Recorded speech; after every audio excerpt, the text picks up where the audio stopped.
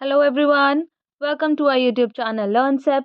Start with the basics. Marathon series की शुरुआत करते हैं जिसमें हमारा सबसे पहला टॉपिक रहेगा हिस्ट्री का the making of a global world. तो इसके हम जो सबसे इम्पोर्टेंट एमसीक्यूज हैं ऑब्जेक्टिव क्वेश्चंस उसके बारे में पढ़ेंगे आज की क्लास में। धीरे धीरे करके हम बाकी की क्लासेस में और भी चैप्टर्स को डिस्कस करेंगे और इम्पोर्टेंट क्वेश्चंस पर भी आएंगे जो कि आपके एग्जाम में काफ़ी हेल्पफुल रहेगा। तो स्टार्ट करते हैं सबसे पहले क्वेश्चन के साथ। The silk routes linked which regions of the world together. पहले देखते हैं सिल्क रूट्स होता क्या है।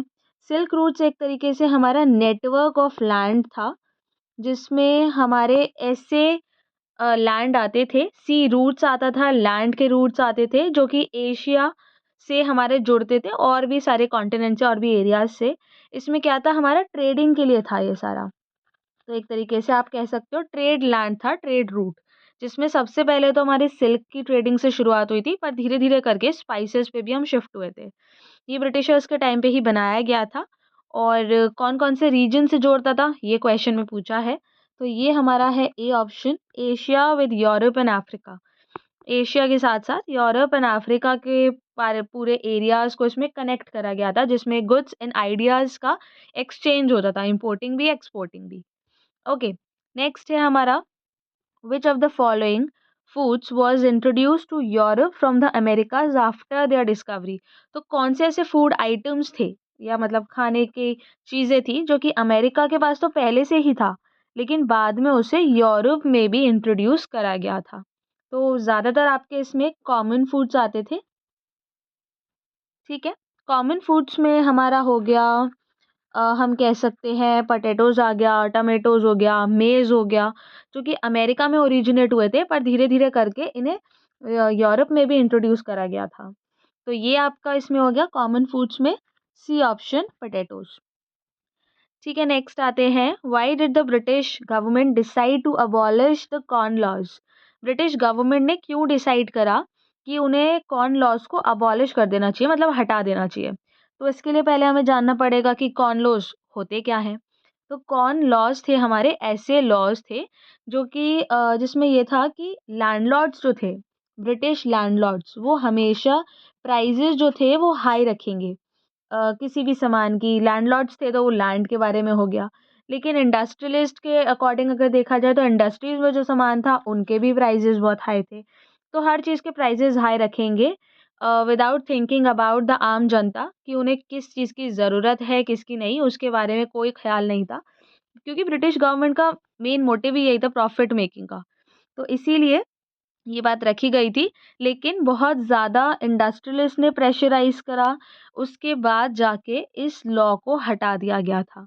तो सिर्फ़ यही इसका सोल रीज़न है कि due to pressure from industrialist and urban dwellers, British government को इस लॉ को रिमूव करना ही पड़ा। ओके, नेक्स्ट है हमारा the rinderpest was a devastating cattle disease that arrived in which continent in the 1880s। तो रिंडरपेस्ट नाम की एक बीमारी आई थी, कैटल डिजीज़ था। कैटल डिजीज़ का मतलब हो गया ये जैसे आपको इमेज में दिख रहा है।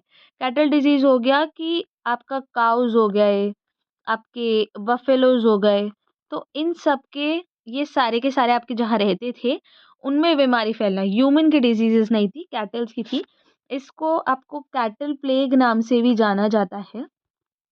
इसमें हमारा क्या हुआ था कि इटालियन सोल्जर्स के लिए, उनको खाने वगैरह के लिए एक इम्पोर्ट कराया गया था। इसमें एक कैटल इम्पोर्ट कराई गई थी जो कि हमारा डिजीज़ वाली थी, जो ऑलरेडी इन्फेक्टेड थी। और उसी इन्फेक्टेड एक कैटल की वजह से बाकी सब में भी ये बीमारी फैल गई, जिसकी वजह से डिजीज़ स्प्रेड हुआ और इसको नाम दिया गया रिंडरपेस्ट। तो ये आपका हुआ था अफ्रीका में। तो इसका हो गया हमारा ए ऑप्शन। ठीक है, नेक्स्ट आते हैं in the 19th century indentured labour was often described as. Indentured labour को हिंदी में कहते हैं बंधुआ मजदूर। हो गया कि आप किसी लेबर से फोर्सफुली काम करा रहे हो, ऊपर से जो वर्किंग कंडीशंस हैं वो भी आपकी बहुत ज़्यादा हार्मफुल है या फिर हार्श है, बहुत ख़राब वर्किंग कंडीशंस हैं। तो ये आपका हो जाता है और उनको लीगल राइट्स भी जो होते हैं वो ऑलमोस्ट ना के बराबर होते हैं। तो उनके जितने भी लीगल राइट्स हैं वो भी उनको नहीं मिलते।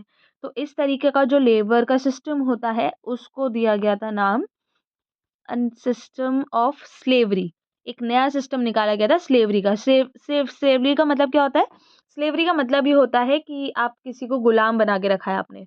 तो इंडेंजर्ड लेबर में भी यही था कि आप गुलाम की तरह उसे ज़बरदस्ती काम करा रहे हो।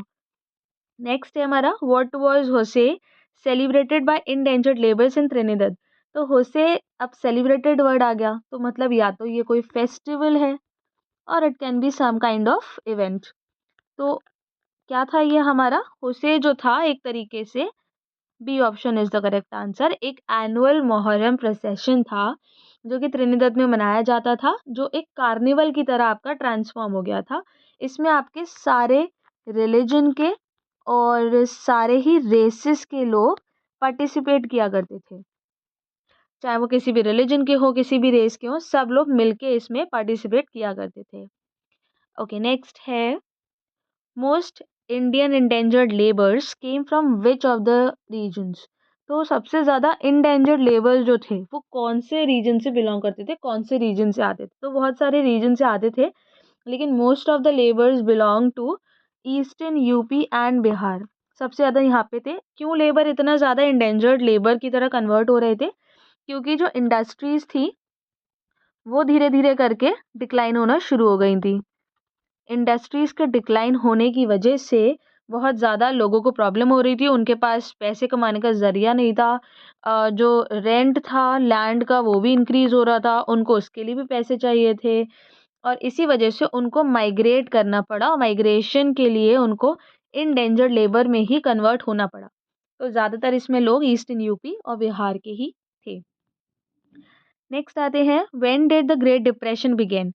अब नाम से पता चल रहा है ग्रेट डिप्रेशन। डिप्रेशन का मतलब हो गया बहुत ही ज़्यादा उदास है, मायूस है, परेशान है।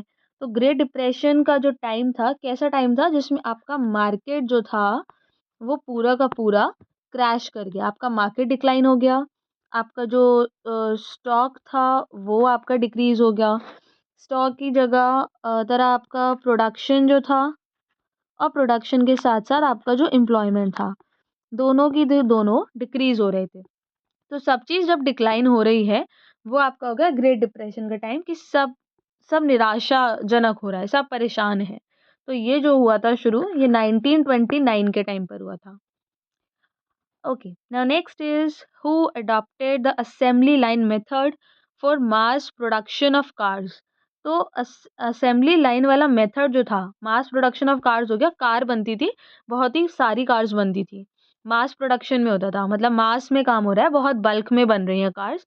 तो वो सारा सिस्टम किसने अडॉप्ट करा था? असेंबली लाइन का। असेंबली लाइन था जैसे आपको इमेज में दिख रहा है कि ऐसे रेलगाड़ी की तरह, रेल की पटरी की तरह ऐसे पैरेलल लाइन्स ऐसी बनाई गई थी, जिसके ऊपर आपको कार्स का प्रोडक्शन होता था, कार्स उसमें सारी की सारी रखी जाती थी, उन्हीं पे सारा काम किया जाता था।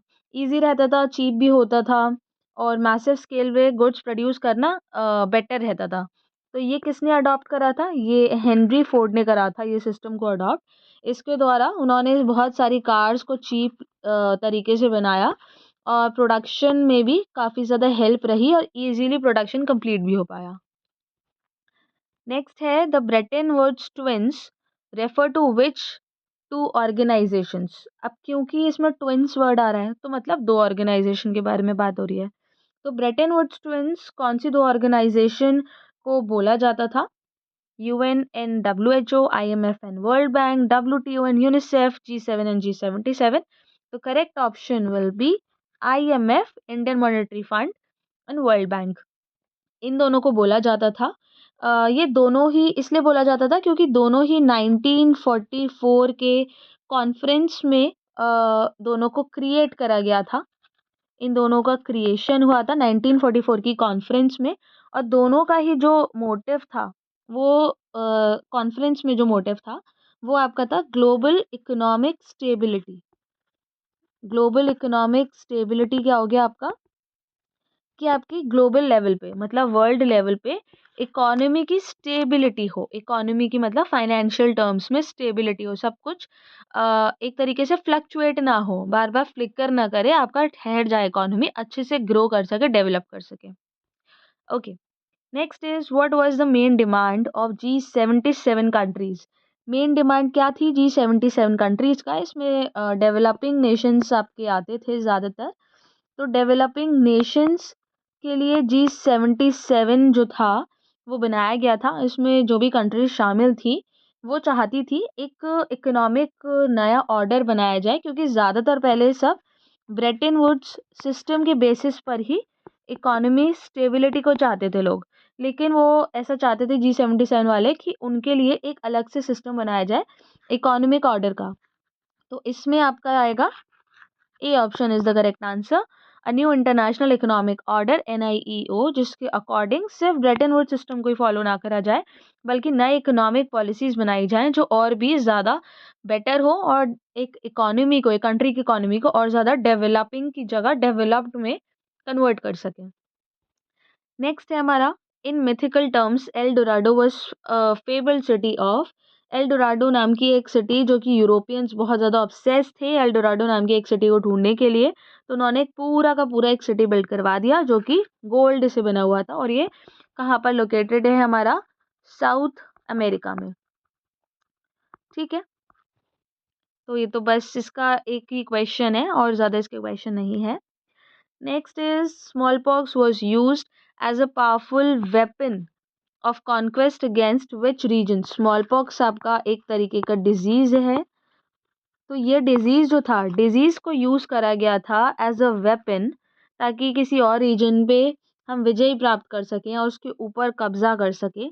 तो ये अमेरिकाज के अगेंस्ट में करा गया था, क्योंकि अमेरिकाज जो थे वो बहुत ज़्यादा आइसोलेटेड रहते थे, हमेशा अपने अपने में ही घिरे रहते थे। तो उनका इम्यून सिस्टम के हम कह सकते हैं कि इतना ज़्यादा स्ट्रांग नहीं था। तो उनके अगेंस्ट में ये एक वेपन की तरीके से इस बीमारी को इस्तेमाल किया गया था। Next is which music was born from the fusion of different cultures of endangered labourers in the Caribbean. तो ये बड़ा इंटरेस्टिंग सा क्वेश्चन है। इसका एक ऑप्शन भी बहुत अच्छा है, चटनी म्यूजिक। बी ऑप्शन बहुत अच्छा सा ऑप्शन है। इसमें क्वेश्चन में पहले देखते हैं क्या है। Which music was born from the fusion of different cultures. Fusion का मतलब होता है मिक्सचर, एक तरीके से हम कह सकते हैं कि बहुत सारे अलग अलग तरीके की चीज़ों को मिला दिया गया है। तो यहाँ पे किस चीज़ के फ्यूजन की बात हो रही है? अलग अलग कल्चर्स के, कि बहुत सारे कल्चर्स को मिलाकर एक टाइप का म्यूजिक बनाया गया है of endangered labourers in the Caribbean, जिसमें कैरिबियन की बीट्स जो थी उनको शामिल करा गया था।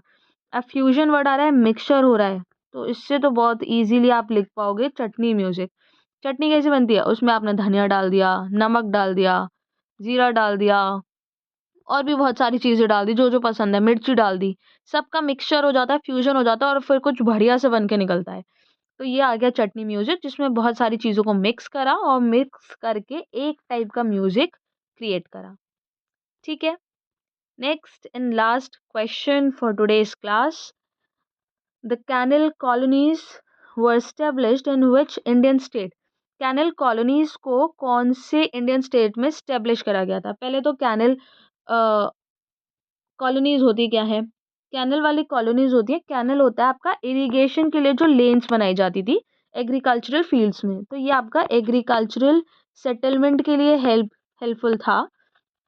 इसमें क्या करा जाता था? इरिगेशन के लिए आपकी कैनल्स बनाई जाती थी, लेन्स की तरह बनाई जाती थी फील्ड्स में, ताकि पूरे के पूरे लैंड पे हर तरफ प्रॉपर वे में पानी जो है वो स्प्रेड हो सके। ऐसा ना हो कहीं पे ज़्यादा पानी है, कहीं पे कम पानी है। तो इरिगेशन की फैसिलिटीज़ हम कह सकते हैं बिल्कुल A1 तरीके से मिल जाए पूरी लैंड को। तो ये कैनल कॉलोनीज़ का कॉन्सेप्ट बनाया गया था और सबसे पहले ये शुरुआत करी गई थी इसकी पंजाब में। तो B option is the correct answer. Okay, so that's all for today's class. किसी को इन सारे क्वेश्चंस में से कोई प्रॉब्लम हो so you can message in the comment section. हम बिल्कुल अवेलेबल रहेंगे आपके सारे आंसर्स करने के लिए। और इसको ध्यान से पढ़ेगा, ये सारे इंपॉर्टेंट MCQs है। In the next class will discuss some more MCQs but of different chapter. Till then bye bye, take care, thank you.